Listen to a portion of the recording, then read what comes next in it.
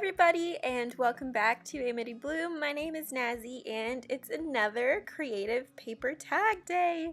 Today I'm going to be showing you the second installment of my creative paper tags using your scraps and paper and pretty much anything that makes you happy. As you can see, I am sharing with you a little collection of my already store-bought tags. This is the perfect way to begin creating your own tags, is using them as a template, using them as inspiration for different sizes, different ways that you can embellish your tags. And don't get me wrong, I love scrapbooking tags. They're already made, beautiful colors, but they're very one-dimensional. There's no texture. There's not a lot of elements that can be included in there to make it even more personalized for you. So here are some of the tags that I have done before, as you've seen my first video. I'm going through my notepad collection. So this is something that I love using, is notepads and sticky notes. I will link below my first creative paper tags video where I talk a little bit more about using notepads and sticky notes, but it's a perfect way to use all of your paper supplies. Don't just think that you have to use scrapbook paper or, papers that have pretty designs on them already. You can create that beautiful design. So of course, I have to go through my scraps of scrapbook paper to choose the base. Now you want the base to be one, pretty good sized piece of paper. You can, however, make your base out of scraps, and I will be showing that in another video. It's a little bit harder, but you can get it done. Now here are some of the mini scraps that I wanted to show you, some vintage papers, and of course some stickers. I love my Maggie Holmes stickers, some little typewriter font stickers, and some hole reinforcer stickers, and of course just some really pretty icon stickers. So moving on to the first card, as you can see, this one has a more elaborate design on it. It's a little bit harder to cut around those little corners, but I think I managed pretty well. But you get the overall silhouette of the tag. So this just goes to show you don't need fancy die cut machines.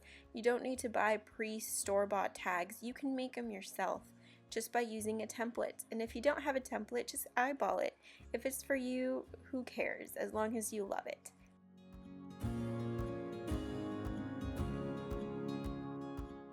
Starting off the decoration with the first tag, I knew I wanted it to have very pastel, subdued, and vintage colors.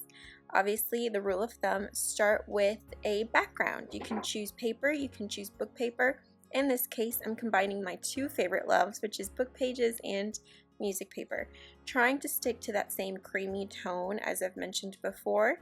I love incorporating that vintage look into my papers in a modern way, yet not losing that vintage touch. So I'm just trying to collage them in a way that suits well with the overall tag. Since this is one of the larger tags that I have, I need to fill out all of the space in the actual tag. So don't just focus a design or a collage in the center.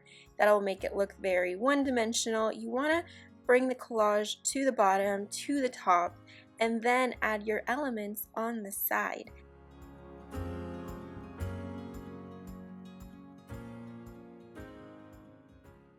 Of course, I had to include some beautiful florals because the pink colors of this tag was just screaming for some really pretty vintage floral illustrations, and I picked this one from one of my vintage wrapping papers. I wish I had 10 rolls of it, but it's some vintage Hallmark wrapping paper that I got from a flea market. So using your precious treasured finds and incorporating it into your tags or into your collages makes it even more meaningful as well. So as you can see, I'm focusing it on the side of the tag. This extends the collage to not only the top and bottom, but to the side as well, and it doesn't block out completely the book pages in the back, nor the music paper, so you can still see little fragments of those paper pieces peeking through, which is really important. Now we're adding a little scrap of paper to the very top to give it more dimension, and like I said, bringing the pink border paper that we used at the bottom and bringing it all the way up to the top so that the overall collage looks cohesive. And I thought it was so cute to give it kind of an outline around my hole reinforcer.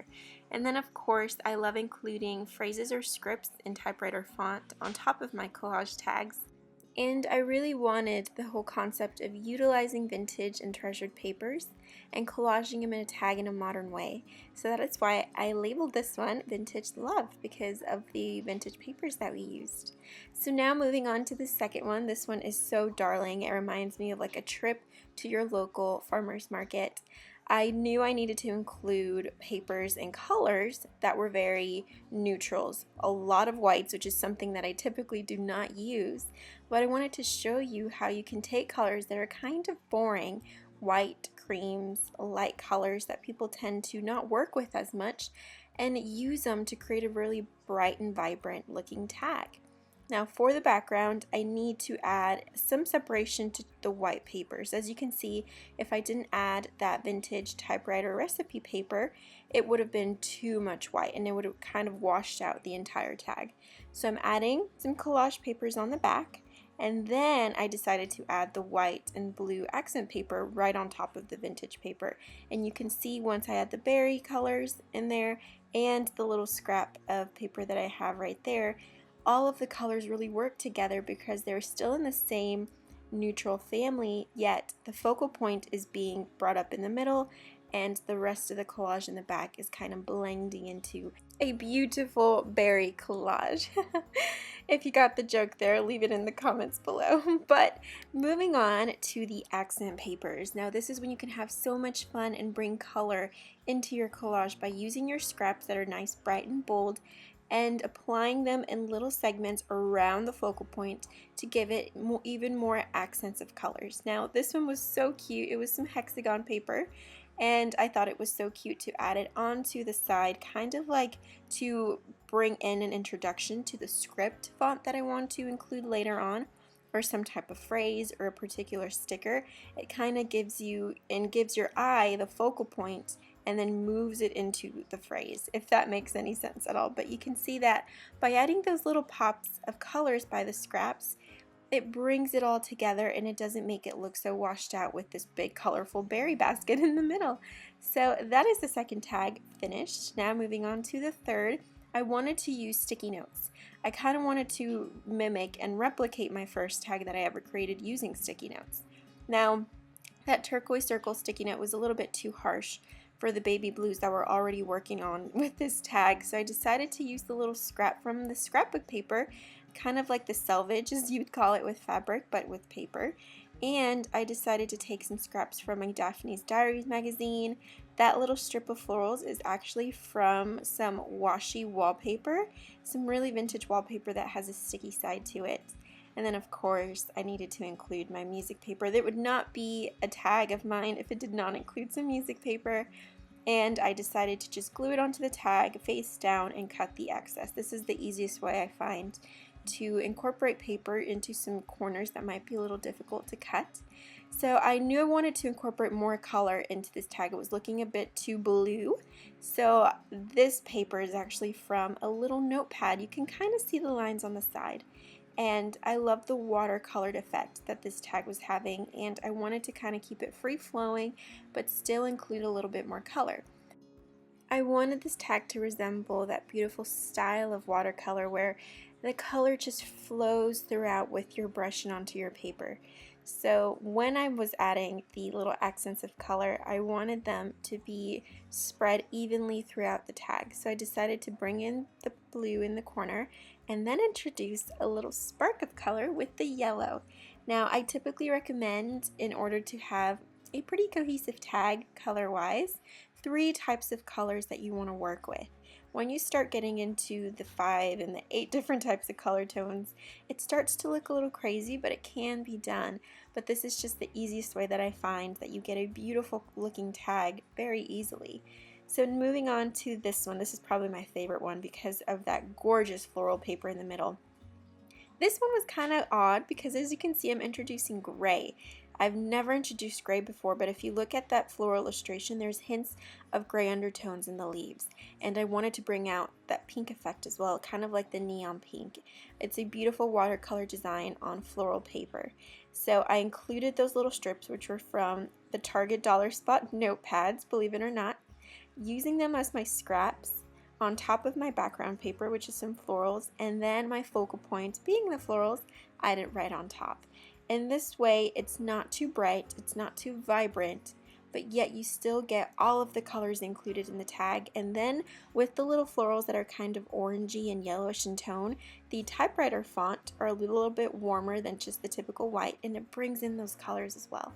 The next tag also has some bright, vibrant colors that we're going to work with, and I like to choose some tags that are more pastel toned and some that are slightly darker to give you an overall example of how you can work with colors in different color schemes and in different color tones. Using beautiful blues and teals to decorate this tag, I used some music paper to balance out the difference between all of the blues, and then adding my bright strip of accent color with that little scrap that has polka dots on it. And then on the bottom I added another little scrap of some beautiful blue and mint and teal gingham, incorporating a little bit of white just to balance all of the colors out. And I needed to bring that yellow tone back through because there was a lot of blue going on, and I wanted to also bring out the yellow in the florals. So I decided to add that yellow as kind of like a statement color and as a statement border. Used my typewriter font script on top, and that was that. So easy, so beautiful, and it was so much fun because it becomes a puzzle, a beautiful puzzle of paper and color that you get to work with in a tag, which is why I love collaging with tags. And it's a great way for those of you who want to start collaging to practice in a smaller format instead of a giant journal page. So moving on to this tag, of course, my background is very bright, basically my statement piece right there. I knew that the collage papers needed to be subtle tones of pink, of whites, and of creams. So I created a little paper collage, and I found the sticker that had the exact colors of the tag. Absolutely perfect, and that's all she wrote for that one. So for the last and final tag, it was a very, very teeny small one, and I knew that the collage couldn't take up too much space on the tag because of how small it was and because of that gorgeous flower print. I mean, let's be real. Let's not cover up a beautiful flower print when it looks like that. So I used very, very small little scraps of my paper, and I created a little trio of collages right in the center and included my script, rounded out the corners to give it even more dimension, and that was that. So this is the entire set of collage tags that I created for this installment. I really hope that you guys enjoyed. I wanted to show you all of the different colors in whites, reds, pinks, blues, more neutral tones, pastel tones, and really bright and vibrant colors, and of course in different sizes. Now if you loved this tag collection and you'd love to have one of them for yourself, I created a digital printable, which you can purchase in my Etsy shop, where you can get all of these tags and including that rose one that I included for the journal. So I truly hope that you guys love this video. Definitely let me know in the comments below.